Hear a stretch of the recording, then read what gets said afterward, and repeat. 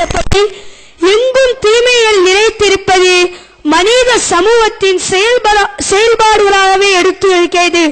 ஷைத்தான் தீமைகளை அழகாக அலங்காரம் செய்து காட்டுகிறான். இதனால் தீமையை செய்பவர் தீமையை செய்துவிட்டு தான் செய்வது தீமை என்று கூட உணராமல் இருக்கின்றார். அல்லாஹ் கூறுகிறான், وَمَنْ يَعْشُ عَنْ ذِكْرِ الرَّحْمَنِ نُكَيِّلْ لَهُ شَيْطَانًا فَهُوَ لَهُ قَرِينٌ. எவன் ரஹ்மானுடைய நல்லுபதேசத்தில் இருந்து கண்ணை மூடிக்கொள்வானோ அவனுக்கு சைத்தானை சாட்டி விடுவோம். அவன் அவனுக்கு இணை பிரியாத நண்பனாக ஆகிவிடுவான். இறை கட்டளைகள் புறக்கணிக்கப்படும் போதும் மேலும் நற்குணத்தின் தாயம் முகமது நபி ஸல்லல்லாஹு அலைஹி வஸல்லம் அவர்களின் வாழ்வியல் முறைகள் ஒதுக்கப்படும் போதும் இச்சமூகத்தில் தீமைகள் புயலாய் வீசுவதை காண முடியும். இதனால் சமூகம் துன்பக் கடலில் மூழ்கிறது. மது, வட்டி, விபச்சாரம் போன்ற பெரும் பாவங்களும் மோசடி, கஞ்சத்தனம், பொறாமை, புகழாசை போன்ற தனி மனித பாவங்களும் இச்சமூகத்தை சீரழிக்கிறது. மென்மைமிக்க இஸ்லாமிய நன்மக்களே, இஸ்லாம் இத்தீமைகளை அகற்றுவதற்கு எடுத்தேன் கவிழ்த்தேன் என்றில்லாமல் இவற்றின் வேரை பிடுங்கி எறிவதற்கும் அதை வேரோடும் வேரடி மண்ணோடும் களைவதற்கும் உறுதி பூண்டுள்ளது. பூரண மது விலக்கை நடைமுறைப்படுத்துவதற்கு தம் 18 அல்லது 19ஆம் வயதிலே முழு வெற்றி என்ற வீர மார்க்கம் இஸ்லாம். மதுவை தடை செய்யும் அனைத்து மறைவசனங்களும் மதீனாவிலே இறங்கின. ஒரே சமயத்தில் அல்ல, வெவ்வேறான 3 தருணங்களில் அதிகார கட்டளைகளாக அல்ல, அருளொழுகும் ஏவல்களாக.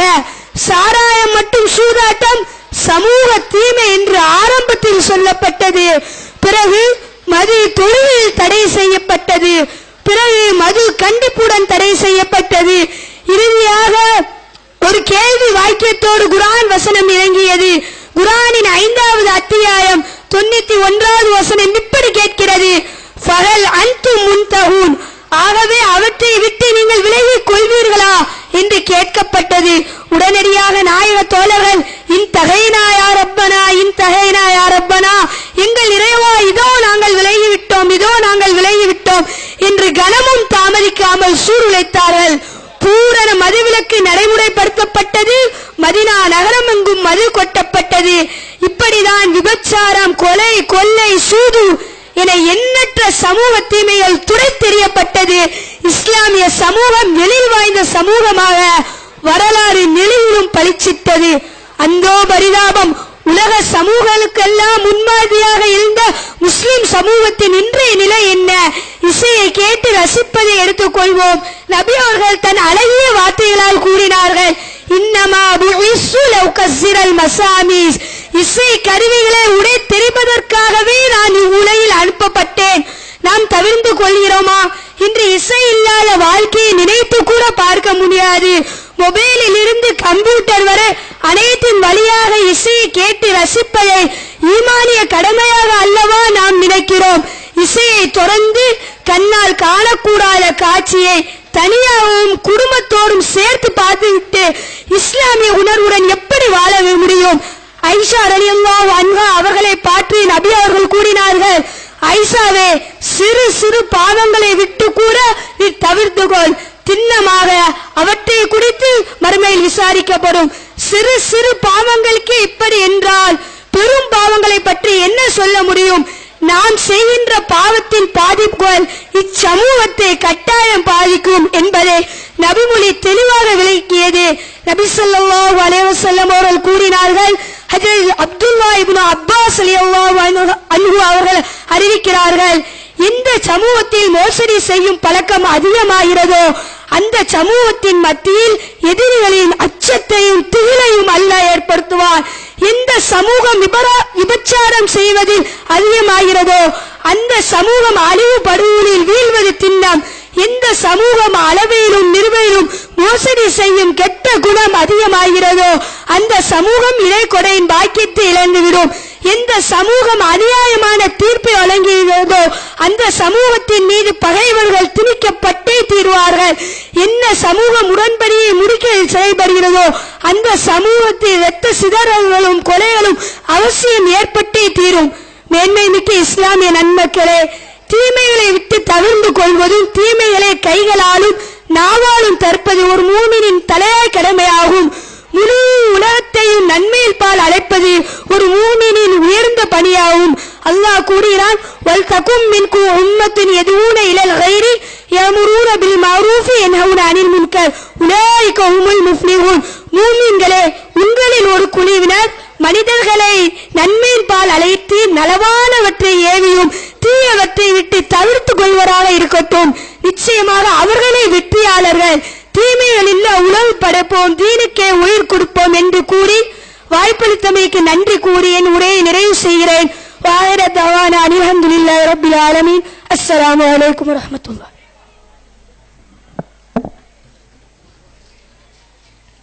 நம்முடைய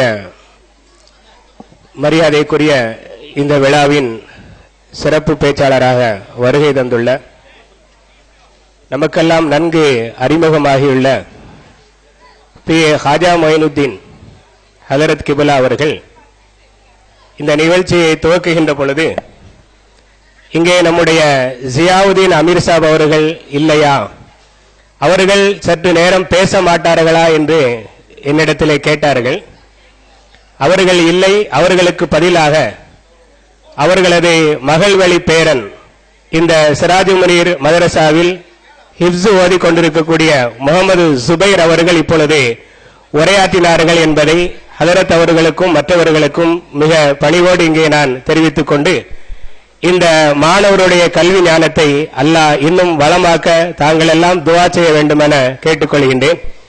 அன்பிற்குரிய அல்லாஹ்வின் நல்லடியார்களே, வெள்ளிக்கிழமை அசருடைய தொழுகையிலிருந்து நம்முடைய சிராஜு முனீர் நற்பணி மன்றத்தின் 30வது ஆண்டு விழா துவங்கியது. அசர் தொழுகையை ஒட்டி ஒரு பிரமாதமான ஒரு ஊர்வலம் தப்சு முழக்கத்தோடு களியல் ஆட்டங்களோடு நல்ல உரைகளை மக்களுக்கு உணர்த்துகின்ற வகையில் சிறப்பான ஒரு ஊர்வலம் நடைபெற்று முடிந்தது. அதனை தொடர்ந்து நேற்றும் இன்றுமாக பல்வேறு வகையான நிகழ்ச்சிகள் நம்முடைய மழலை செல்வங்கள் மூலமாக இந்த மேடையில் அரங்கேறியது. இப்பொழுது நிறைவு நிகழ்ச்சியாக ஆலிமா, சிராஜியா, ஹாஃபில், ஹாஃபிலாக்களுடைய பட்டமளிப்பு விழா நடைபெற இருக்கின்றது. இந்த விழாவிற்கு நம்முடைய கண்ணியத்திற்கும் மரியாதைக்குரிய மௌலானா அல்ஹாஜ் எஸ்.எம். சையது ஈசா ஆலிம் ஃபாசில் பைசி அவர்கள் இங்கே தலைமை தாங்குகின்றார்கள். கடையநல்லூர் பெரிய தெருவை சேர்ந்த சையது அகமது லப்பை என்ற மிக பாரம்பரியமான குடும்பத்தை சார்ந்த நம்முடைய ஹதரத் அவர்கள் உடுமலைப்பேட்டையில் மிக நீண்ட காலமாக கிட்டத்தட்ட 40 ஆண்டுகளுக்கு மேலாக ஒரே பள்ளிவாசலில் ஒரு கண்ணியத்திற்கும் பிறர் பின்பற்றுவதற்கு தகுந்த முன்னோடியாக அவர்கள் இமாமத்துடைய பணியை ஆற்றி வருகின்றார்கள். அது மட்டுமல்லாது இந்த ஊரினுடைய பாரம்பரியமான குடும்பத்தை சார்ந்த அவர்களுடைய பரம்பரையில் ஆலிம்களும் ஹாஃபில்களும் தொடர்ந்து தொன்று தொட்டு வந்து கொண்டிருக்கிறார்கள். இந்த இல்மினுடைய அடிப்படையில் தங்களுடைய வாழ்க்கையை தங்களுடைய குடும்பத்தை அர்ப்பணிக்கின்ற மகத்தான குடும்பத்தை சார்ந்த நம்முடைய இந்த விழாவிற்கு தலைமை தாங்குகின்ற தலைவர் அவர்கள், அவர்களுடைய புதல்வர்கள், அவர்களுடைய பேரன் பேத்திமார்கள் என்று மார்க்க கல்வியிலே ஈடுபட்டவர்கள். ஹலரத் அவர்களுடைய மகனார் முகமது யூசுப் சிராஜி அவர்கள் நம்முடைய ஊருக்கு கடந்த 2-3 வருடங்களாக ஜமாத்துல் உலமா சபையின் சார்பாக நடைபெறுகின்ற பல்வேறு விழாக்களிலே கலந்து சிறப்புரை ஆற்றக்கூடிய ஒரு சிறந்த பேச்சாளராக இருக்கின்றார்கள். நாங்கள் திருச்சியிலே 1989ஆம் ஆண்டு அன்வாருலும் அரபிக் கல்லூரியிலே ஓதுவதற்காக சேர்ந்த பொழுது முதல் வருடத்தினுடைய அந்த வகுப்பிலே எங்களுக்கெல்லாம் அமீராக இருந்து நாங்கள் ஓதுவதற்கு ஒத்துழைப்பாக இருந்தவர்கள் முகமது யூசுப் சிராஜி ஆலிம் அவர்கள்.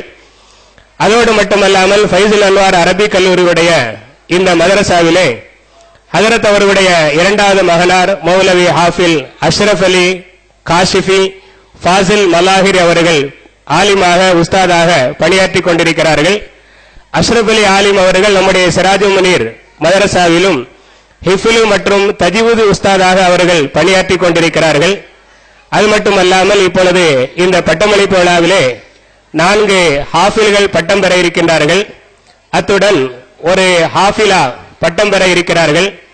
அந்த பட்டம் பெறக்கூடிய ஹாஃபிலா புஷ்ரா ஃபாத்திமா என்ற பாராட்டுக்குரிய பெருமைக்குரிய அந்த மாணவி, பட்டம் பெறக்கூடிய பாராட்டுக்குரிய அந்த சகோதரி நம்முடைய ஹஜரத் அவர்களுடைய மகள் வழி பேத்தியாக இருக்கிறார்கள் என்பது சிறப்பிற்குரிய விஷயமாகும். எனவே சிராஜுமுனி நற்பணி மன்றத்தின் 30வது ஆண்டு விழாவிலே ஹஜரத் அவர்கள் தலைமை தாங்குவதோடு ஹஜரத் அவர்களுடைய பேத்தி பட்டம் பெறுவது ஒரு பெரிய சிறப்பிற்குரியதாக இருக்கிறது. இந்த சிறப்பான விழாவிற்கு வருகை தந்துள்ள ஹஜரத் அவர்களை நாங்கள் சிராஜுமுனி நற்பணி மன்றத்தின் சார்பாக வரவேற்கின்றோம்.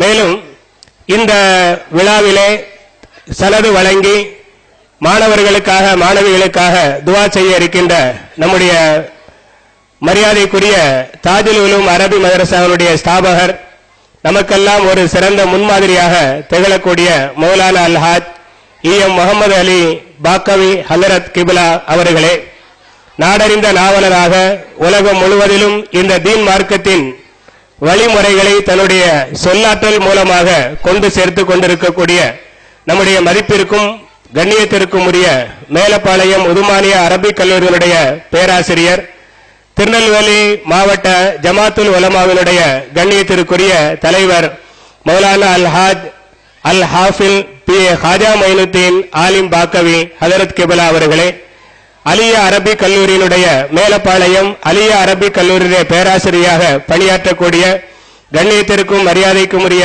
மௌலவி ஹாஃபில் அல்ஹாஜ் எம்ஏ ஷாஹ் மதார் ஆலிம் பாக்கவி ஹஜரத் அவர்களே, மேலும் நமது நகரை சார்ந்த மிகச்சிறந்த ஆலிமாக உஸ்தாதாக பணியாற்றி தற்போது வெளிநாட்டிலே பணியாற்றி கொண்டிருக்கக்கூடிய மௌலானா அல்ஹாஜ் ஹிதாயத்துல்லா ஆலிம் ரஹமானி ஹஜரத் அவர்களே, மற்றும் இந்த விழாவிற்கு வருகை தந்துள்ள பெரியோர்கள், தாய்மார்கள், சகோதர சகோதரிகள், சங்கைக்குரிய உலமா பெருமக்கள், பட்டம் பெறக்கூடிய மாணவர்கள் மாணவிகள், அவர்களுடைய பெற்றோர்கள், உங்கள் அனைவரையும் சிராஜுமுனி நற்பணி மன்றத்தின் சார்பாக வருக வருக என்று வரவேற்பதில் பெருமகிழ்ச்சி அடைகின்றோம்.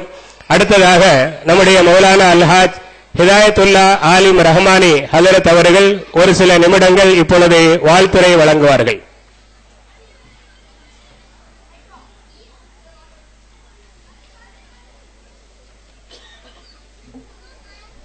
அஸ்ஸலாமு அலைக்கும் வரஹ்மத்துல்லாஹி தஆலா வபரகாத்துஹு.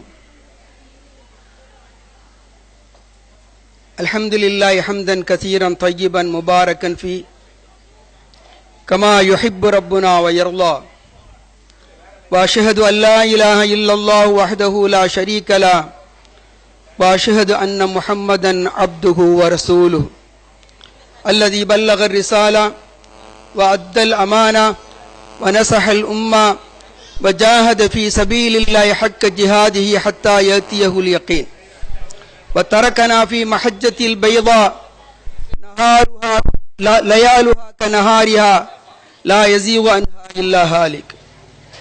اللهم صل وسلم وبارك على سيدنا ونبينا مولانا محمد وعلى آله وأصحابه أجمعين.